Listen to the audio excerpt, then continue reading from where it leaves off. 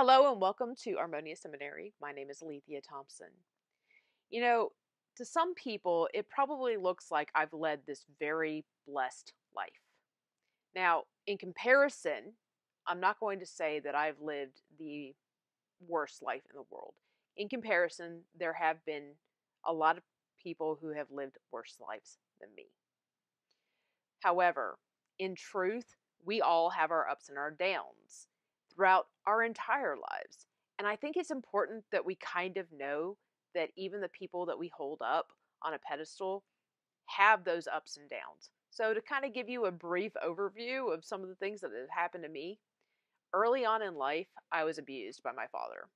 I was put into foster care, but that wasn't too bad. Actually, it wasn't bad at all. And then when I was given back to my mother, I had to watch her struggle to make ends meet as a single parent. I've had some great things happen too, like my foster parents became my godparents. I've been able to be around them for most of my life. And then I got to meet some really phenomenal adults just by chance and some really good peers throughout my childhood. I've gotten to see people go through different transitions in their life. Some, unfortunately, living out the worst possible case scenario they could ever be in. So I definitely know that I do have at least some privilege.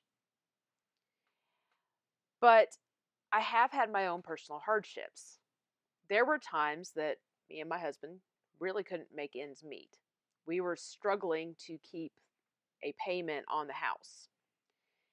And I even went into the Coast Guard to try to overcome this problem. Well, then when I got out of the Coast Guard, we didn't have any money whatsoever. And if it weren't for the fact that I had Jedi that offered to actually put me up in their home, and even some family that offered to give us a little bit of time in their home, there was like a whole month that we could have been out on the streets, me, my son, and my husband. And honestly, if we had been, I'm not sure where we would be today. We may not have been able to have an address to go and look for jobs. So there's any number of things that could have happened. So it's been a bit of a crazy ride, I have to admit, which is why the Armonia Hangout last night was fascinating. We talked about whether or not time travel would be relevant to a Jedi. We began by establishing a set of rules for what this time travel would look like. So I'm going to use my hands here. So we have this timeline, right? In this timeline, this is the one that I'm in, and this is the one that I can use to travel back in. So if you were to travel back into here, right? Whatever you changed, right here, would split off and make its own timeline. So you would have two timelines. We agreed that for the basis of this is basically another dimension, kind of like sliders. Yes, we jumped around. We talked about the quantum leap concept. We jumped around. We had a little bit of fun with this because, hey, if you're going to talk about time travel, why not have a little bit of fun?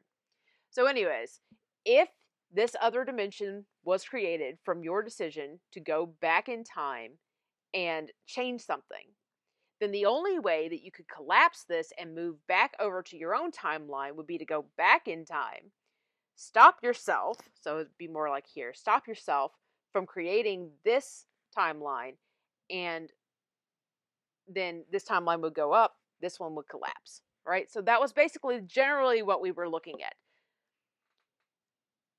So we still weren't really sure how you could go back in time from this timeline to stop yourself from doing that, but it was just a thing that we came up with, right?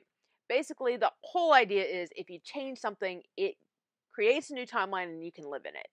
But if you want to go back to your old timeline, you have to find a way back to before you doing it. Well, with these rules in place, we began discussing why we would ever want to go back in time. One wanted to go back and change something about their own timeline, a very specific set of choices. Two of us just wanted to observe history for the sake of seeing the real deal. I mean, I don't know about y'all, but I would love to see what happens in Egypt. Like everything that happened in Egypt, or to go back in time to India, or even I would love to go and see Jesus Christ Ministry just to watch it. Like, I would not want to be participating in it. I would have to do some real research to figure out what kind of clothes to wear so I can go out there. Though I'd probably be discovered if Jesus really is the Son of God. So, I mean, there is that. Either way, I think that that would be really awesome to just see that, because I love watching history stuff. So why not see the real deal, right? Okay, and then we had one who wanted to be able to have a committee of people to help determine the most responsible actions that could change the world for the better. Interestingly enough, he did not say that he wanted to touch Hitler's reign. We kind of unfortunately, and I had to agree with it, both reached the conclusion that if it were not for Hitler, we probably wouldn't have the promotion of human rights we do today.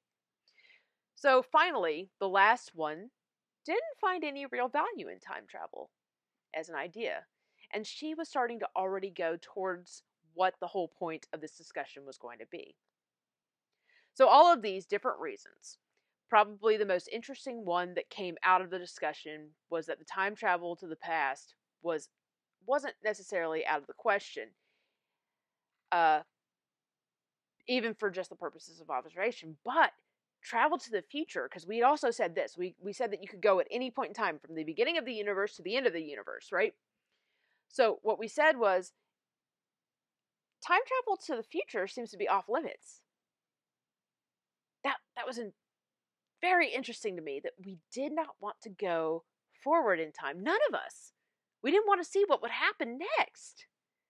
We already knew what happened in the past, so we knew what we could change. But what about going to the future? We didn't want that. So we didn't want to know, but we only wanted to know to get our younger selves to the current self, to have different memories and fulfillments. So then I turned it on top of their heads, right? I explained to them that I wanted to have their answers fit into the Jedi compass. Well, the census came forward, right? What we found was that these answers are merely fitting into our own wants. It doesn't align with the Jedi path at all. Well, okay, admittedly, we did kind of find this one reason that might benefit a Jedi, but the jury, budding for anybody that was in the room, is still out on whether or not it is really moral to use it that way. It's kind of a gray area. But in general, we saw that time travel as being something that we could use to go back into the past and change things about ourselves or anything in general of the world was an irresponsible venture, giving us dominion over things that if we wanted to change them, we simply wouldn't be who we are today. It would cause more chaos in our life, while our focus should be more on cultivating harmony in our life. So partially what this would have done was, we have our two timelines, right? So I can live in this timeline. But because I live in this timeline, I also have another version of me still living in that timeline. So what you could do is you could go back and forth, trying to correct every little thing about that person, and then you are not living your life. So it's really irresponsible. You're not actually doing anything to help anybody. You're just constantly trying to bring this harmony into balance that isn't really there. And as one of our members said of the group, isn't that kind of not letting the Force find its own balance? So what we found was that we should be focusing more on cultivating harmony in our life. In general, the conversation reminded me of a song I hear on Christian radio called Dear Younger Me by Mercy Me. In there, the lyrics read, Dear younger me, I cannot decide.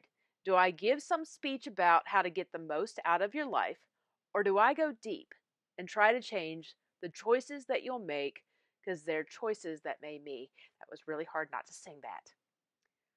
Anyways, so those who seek to change something about their own life are holding on to an attachment of regret for something they did. Part of the Jedi path is to overcome attachments. And our past is one that we have to overcome in order to move forward. So, although time travel isn't possible, and even if it were, It's completely irresponsible. I was so glad that they said that. I really was. It made me proud that this Jedi path has been pushed forward to a point where people can say something like that.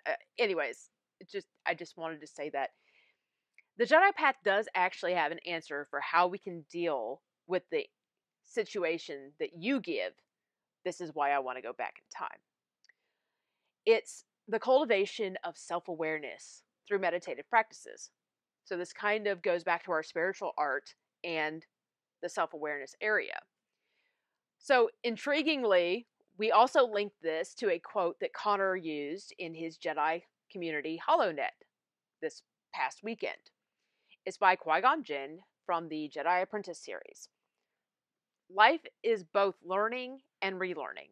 You can confront the same issue over and over and find a deeper meaning each time. The learning deepens, and that is what nourishes us. We should take comfort in the fact that life will always surprise you. So Katie Mock of California Jedi related this quote to the labyrinth. And in a way, I too find that the labyrinth is a useful tool that can relate both to this topic and the quote above, specifically the labyrinth of release.